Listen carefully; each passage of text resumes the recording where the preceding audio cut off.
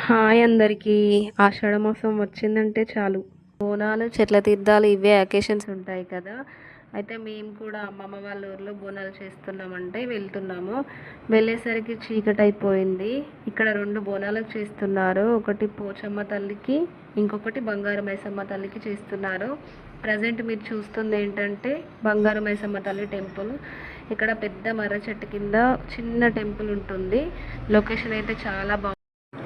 బోనాలు సమర్పించడం అయిపోయిన తర్వాత ఇక్కడ కథలు చెప్తున్నారు. దేవుని కథలు, పాటలు పాడుతున్నారు.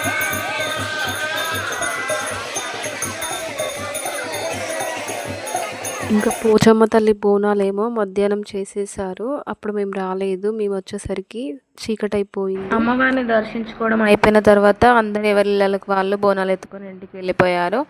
మేము ఫస్ట్ మా చిన్న మామయ్య వాళ్ళ ఇంటికి వచ్చాము. మా అక్క చిన్న మామయ్య వాళ్ళ బోనం ఎత్తుకుందన్నట్టు, అందుకే ఫస్ట్ ఇక్కడికి వచ్చాము. ఇక్కడ కనిపిస్తున్న బోనాలు 2 అవే. ఇంకా చిన్న మామయ్య వాళ్ళ ఇంటి దగ్గర నుంచి సెకండ్ మామయ్య వాళ్ళ ఇంటికి వచ్చాము.